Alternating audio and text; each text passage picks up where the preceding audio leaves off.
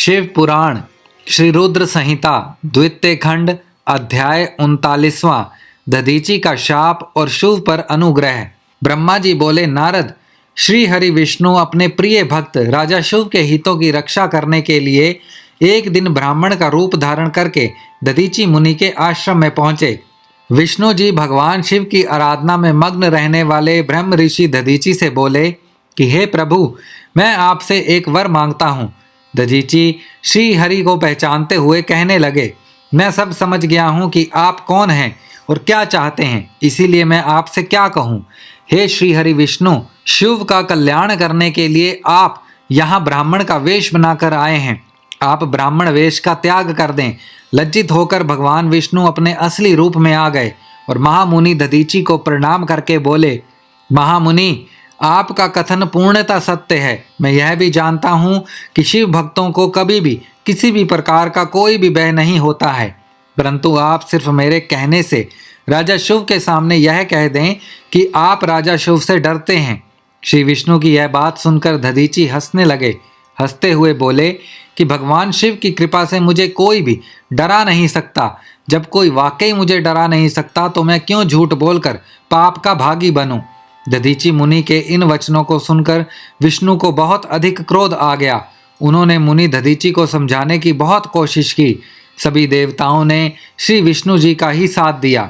भगवान विष्णु ने दधीची मुनि को डराने के लिए अनेक गण उत्पन्न कर दिए, परंतु दधीची ने अपने सत से उनको भस्म कर दिया। तब विष्णु जी ने वहां अपनी मूर्ति प्रकट कर दी। यह देखकर दधीची मुनि बोले, हे श्री हरि, आप अपनी माया को त्याग दीजिए। आप अपने क्रोध और अहंकार का त्याग कर दीजिए। आपको मुझ में ही ब्रह्मा रुद्र सहित संपूर्ण जगत का दर्शन हो जाएगा। मैं आपको दिव्य दृष्टि प्रदान करता हूँ। तब विष्णु जी को दधीची मुनि ने अपने शरीर में पूरे ब्रह्मांड के दर्शन करा दिए। तब विष्णु जी का क्रोध बहुत बढ़ गया। उन्होंने चक्र उठा लिया और महर्षि को मारने के लिए आगे बढ़े, परंतु बहुत प्रयत्न करने पर भी चक्र आगे नहीं चला। यह देखकर दधीची हंसते हुए बोले कि हे श्री हरि, आप भगवान शिव द्वारा प्रदान किए गए इस सुदर्शन चक्र से उनके ही प्रिय भक्त को मारना चाहते हैं, तो भला यह चक्र क्यों चलेगा। शिवजी द्वारा दिए गए अस्त्र से आप उनके भक्तों का विनाश किसी भी तरह नहीं कर सकते, परंतु यदि फिर भी आप मुझे मारना चाहते हैं तो ब्रह्मास्त्र आदि का प्रयोग कीजिए। लेकिन दधीची को साधारण मनुष्य समझकर विष्णु जी ने उन पर अनेक अस्त्र चलाए।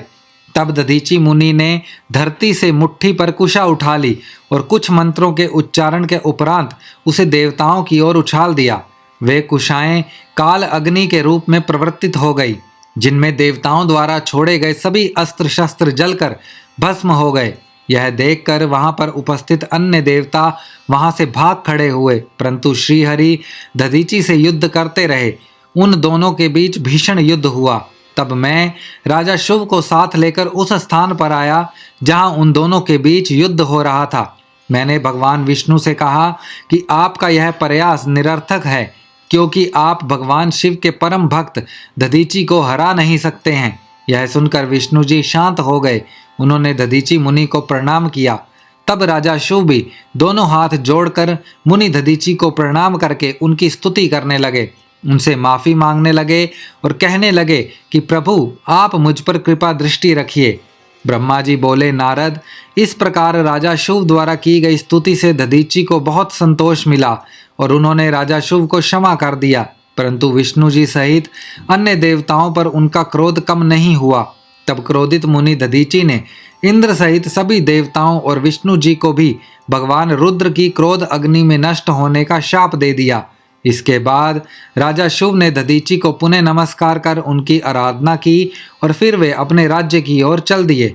राजा शिव के वहां से चले जाने के पश्चात इंद्र सहित सभी देवगणों ने भी अपने धाम की ओर प्रस्थान किया। तदुपरांत श्री हरि विष्णु जी बैकुंठ धाम को चले गए। तब वह पुण्य स्थान थानेश्वर नाम के तीर्थ के रूप में विख्यात हुआ।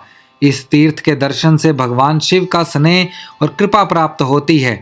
हे नारद, इस प्रकार मैंने तुम्हें यह पूरी अमृत कथा का वर्णन सुनाया। जो मनुष्य शिव और दधीची के विवाद से संबंधित इस प्रसंग को प्रतिदिन सुनता है, वह अपमृत्यु को जीत लेता है। तथा मरने के बाद सीधा स्वर्ग को जाता है। इसका पाठ करने से युद्ध में मृत्यु का भय दूर हो जाता है तथा निश्चित रूप से विजय श्री प्राप्त होती है। श्री रुद्र संहिता द्वितीय खंड अध्याय 39वां समाप्त।